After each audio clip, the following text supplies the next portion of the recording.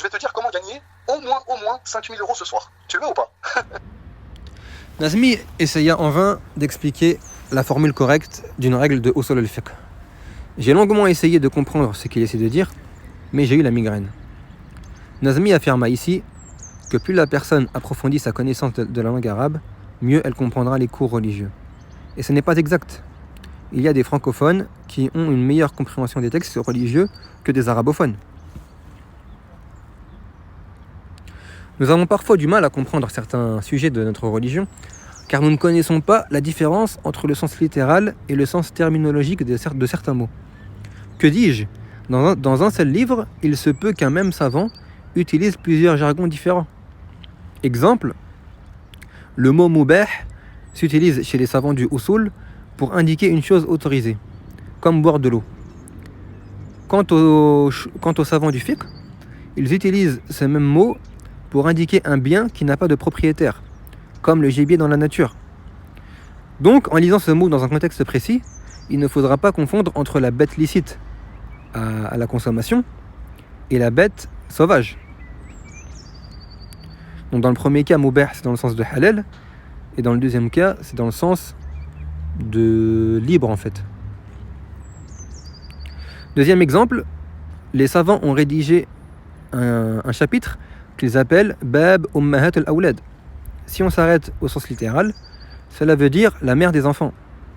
Et il rentre dans cette compréhension littérale toutes les mères, qu'elles soient mariées, divorcées ou veuves.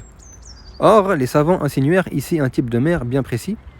Il s'agit de celle qui a eu des enfants avec son maître à l'époque de l'esclavage, selon des conditions précises. Troisième exemple,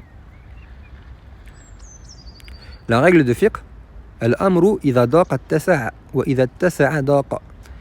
C'est-à-dire que si une affaire devient étroite, elle s'élargira. Et si une affaire s'élargit, elle deviendra étroite. Si on s'arrête au sens littéral de cette règle, on ne comprend rien, car cela ressemble à une contradiction. En fait, cette règle découle d'une autre règle principale qui est al-mashaqqatu tajlibu at-taysir. C'est-à-dire que dans la charia, la difficulté apporte la facilité. Et ce qui est voulu par l'étroitesse ici, c'est la difficulté. Quant à la largesse, ce qui est voulu ici, c'est la permission de transgresser exceptionnellement. Donc le sens global de cette règle, c'est que s'il survient une difficulté dans une de nos affaires, ce sera une cause pour qu'on ait une permission qui nous facilitera. Et si l'étroitesse s'annule, alors la permission s'annule sur le champ. Par exemple, si quelqu'un est coincé quelque part et qu'il ne trouve que de la viande morte pour se nourrir, alors il a une permission d'en manger dans la mesure du besoin. Et lorsque sa nécessité s'annulera, alors il ne devra plus la manger. Toutes ces règles religieuses ne se comprennent pas avec de simples dialogues comme Zaïdoun est parti au restaurant, mais il faut étudier la religion avec des gens de science. Donc il est clair dorénavant qu'il ne suffit pas de connaître l'arabe pour comprendre la religion, mais il faut aussi se familiariser avec le langage de chaque savant. Pour revenir à la règle de Usul al-Fiqh mentionnée par Nazmi, il commença par dire que la différence entre le mot wajib et wujub, c'est que l'un est indéfini et l'autre défini. C'est une erreur tellement grossière pour quiconque sait lire l'arabe qu'il n'y a pas besoin de s'attarder dessus.